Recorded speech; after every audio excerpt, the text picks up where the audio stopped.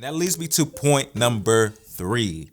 It's not about us. It's not about us at all. It's not us and it's not about us. As the worship leader, we must point people back to the point. We must point people back to the point. The point is Jesus. The object of worship is Jesus. He's the focus. He's the center of attention. He is our gaze and where we should be pointing people to. Not pointing people to everything that's happening on the stage. Quite often during my exhortations, one thing that I say sometimes is like, hey, let's not focus on what's happening on stage for a moment, but let's legit focus on God, because sometimes we can get so distracted about what people is wearing or how good people sound, how good people look, how the lights look, and those things aren't bad at all. I love those things, but sometimes we can get locked in on that, and we can become dependent on how it looks on stage versus then what we're supposed to be looking at, which is God, which is Jesus. And sometimes we just have to like kind of, sometimes what I just do is just exhort and admonish my congregation, like, hey, let's take our attention off the stage and just focus on Jesus. Let's focus on Him. Don't worry about what's happening on here. Like, let's just point it back on Jesus. We must point people back to the point because we can get lost in what's happening in the natural and not really focusing on what the point is, on what the purpose of why we're gathering this morning or why we're gathering. It's God. It's God. And when worship is centered around us, around man, then God cannot be glorified. He can't. If He's not the center, He's not the center. One thing that I think is happening within the body of Christ is that we are very self-absorbed. We are very self-centered. Worship is becoming more about us, our preferences, our opinions, what we like, what we don't like, how we feel, what we're used to, and it's so consumed with us that it's like we've become the object of worship, rather than the whole point, rather than God Himself, the one who created us for it.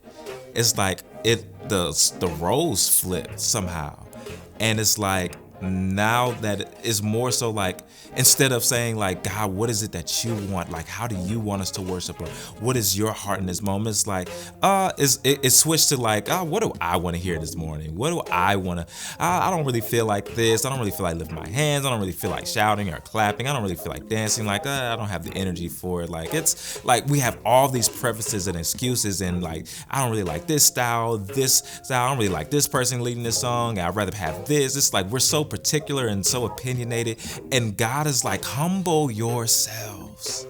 And this goes from the worship leader to the people that we're leading in our congregation, our local assembly. It's not about the people on stage.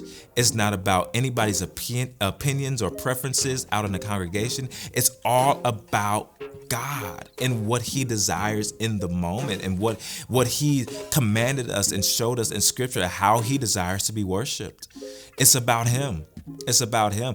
Our preferences should not dictate how we worship. Our opinions should not dictate how we worship. The Word of God, the Scriptures, God Himself, and what He shows us and reveals in Scriptures depicts how we worship. It determines how His people should worship. We're His sons and we're His daughters, and He's given us certain instructions and certain love languages that He has, that He wants us to, and how He wants us to worship and lift Him up.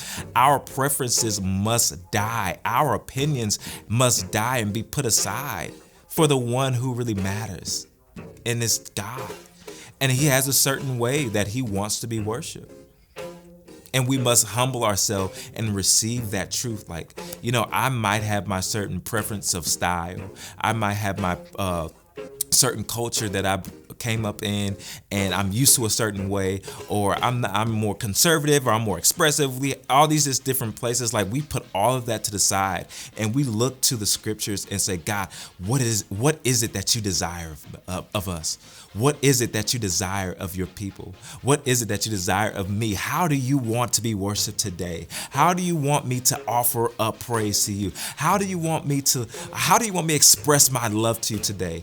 That's what he wants, and not like, I don't really feel like doing this today, so I'm probably just gonna chill. He's like, he's not looking for that. He's looking for true worshipers, and true worshipers are those who will point their focus back to the scriptures and say, God, what is it that you want?